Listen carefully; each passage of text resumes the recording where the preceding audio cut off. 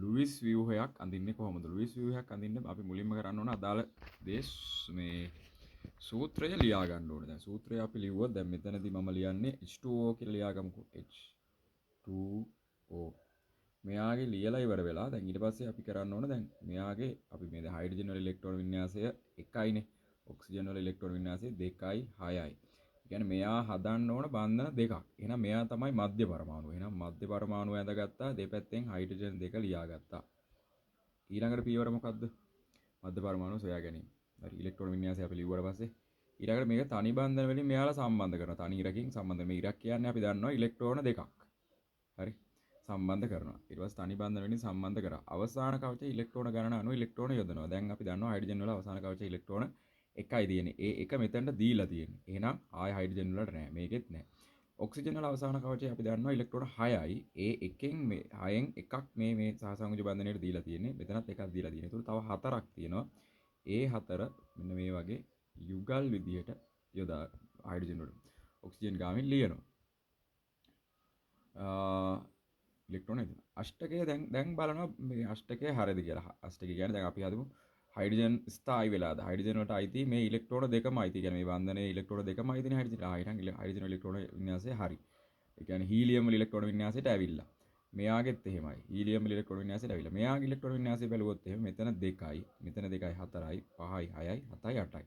Oxygen වල නියෝන් වල ඉලෙක්ට්‍රෝන වින්‍යාසයට ඇවිල්ලා. එහෙනම් මේගොල්ලෝ ස්ථායි ඉලෙක්ට්‍රෝන වින්‍යාස වලට ඇවිල්ලා. එහෙනම් මේ ලුයිස් ව්‍යුහය සාර්ථකයි. මේ ලුයිස් ව්‍යුහය සාර්ථකයි. මේක තමයි ඒක ලුයිස් ව්‍යුහය. ඒක මේ ලුයිස් ව්‍යුහය බලාගෙන අපිට ඕනනම් පුළුවන් ඔක්සිජන් ලුයිස් තිත් ව්‍යුහය අදින්න. මෙතන ඒ තිත් ව්‍යුහය කියන්නේ ඔක්කොම මේ බන්ධන දෙකත් බන්ධනේ තිත් වලින්ම තමයි අපිට පෙන්වන්න වෙන්නේ. එතකොට ඔය වගේ.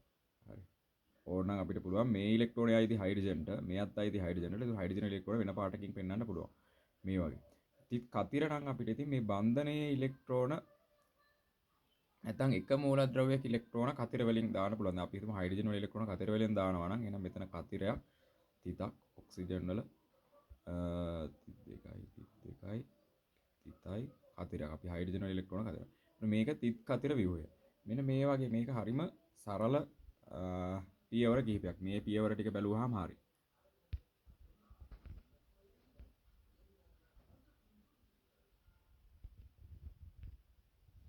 දැන් අපි බලමු CO2 වල මේ ලුයිස් ව්‍යුහ අඳින විදිය. CO2 සඳහා CO2 එතකොට අපි දන්නවා මේ ක්‍රමයටම තමයි මුලින්ම සූත්‍රය ලියාගත්තා. මෙයාගේ ඉලෙක්ට්‍රෝන ඊළඟ දෙවෙනි පියවර අපි දන්නවා ඉලෙක්ට්‍රෝන වින්‍යාස ලිවීම. එහෙනම් දෙවෙනි පියවර 2යි 4යි කාබන් වල ඔක්සිජන් වල 2යි 6යි ඉලෙක්ට්‍රෝන වින්‍යාසය ලියාගත්තා. ඊගාවට දැන් අපිට තේරෙනවා කාබන් වල තව බන්ධන 4ක් හදන්න ඕන, ඔක්සිජන් වල බන්ධන 2ක් හදන්න ඕන.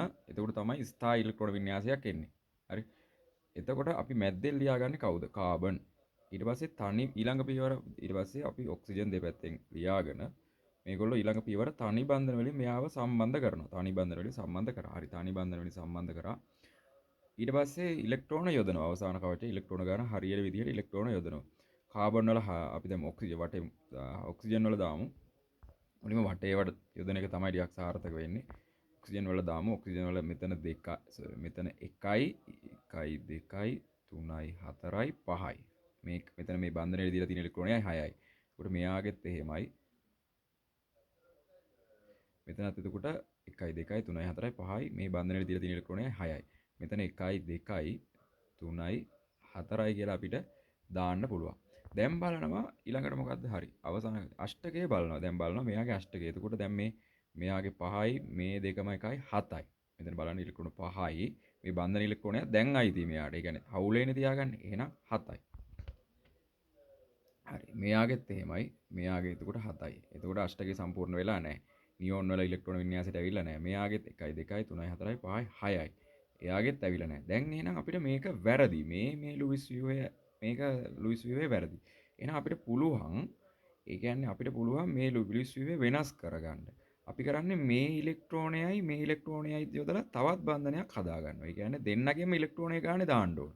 මෙයාගේ ඉලෙක්ට්‍රෝනයක් දැම්මා මෙයාගේ ඉලෙක්ට්‍රෝනයක් දැම්මා. එතකොට දැන් මෙයාගේ තියෙන ඉලෙක්ට්‍රෝන අපිට තේරෙනවා 4යි තියෙන්නේ. හරි. මේ පැත්තෙත් එහෙමයි. මෙහෙම දානවා. මේ පැත්තෙමුත් දානවා ඉලෙක්ට්‍රෝන මේ අමතරව තියෙන ඉලෙක්ට්‍රෝනේ දාලා දානවා. ඒ කියන්නේ මෙයාගෙන් එකයි මෙයාගෙන් එකයි සහසංයෝජ බන්ධනේ හදන්නේ. එතකොට මේ තව සහසංයෝජ බන්ධනයක් මෙතන හදනවා. දැන් බලනවා අෂ්ටකේ සම්පූර්ණද කියලා. මෙතන 4යි 5යි 6යි 7යි 8යි හරි සම්පූර්ණයි. මෙතන 4යි තනියව 4යි 1 2යි 3යි 4යි එතකොට 8යි. මෙයාගෙත් පේනවා මේ බන්ධන වලටම දීලා තියෙනවා 8ම. 8යි. එතකොට මේගොල්ලෝ දැන් ස්ථායි ඉලෙක්ට්‍රෝන වින්‍යාසය බවට පත් වෙලා. ඒ කියන්නේ අවසාන කවචයේ අෂ්ටකය සම්පූර්ණ වෙලා. එහෙනම් මේ ලුයිස් ව්‍යුහය හරි. මේක වැරදි. ඊට පස්සේ ඉතින් මේ ලුයිස් ව්‍යුහය බලාගෙන අපිට ලුයිස් තිත් කතිර ව්‍යුහයට යන්න පුළුවන්. මේ ක්‍රමයට අපි අණු ඇඳලා පුරුදු වුණාම දැන් අපි ඇමෝනියා වලට ඇඳලා පුරුදු වුණාම ඒ වගේ කිහිපයකට ඇඳාම දැන් ඇමෝනියා වලට ඇඳුත් එන්නේ අපි දන්නවා මේ වගේ එකක්. ලුයිස් ව්‍යුහයක් නේ හයිඩ්‍රජන් හයිඩ්‍රජන් හයිඩ්‍රජන් මෙතන ඉලෙක්ට්‍රෝන දෙකක් තියෙනවා. හරි. එතකොට මෙතන 1යි 2යි 3යි 4යි 5යි 6යි 7යි 8යි.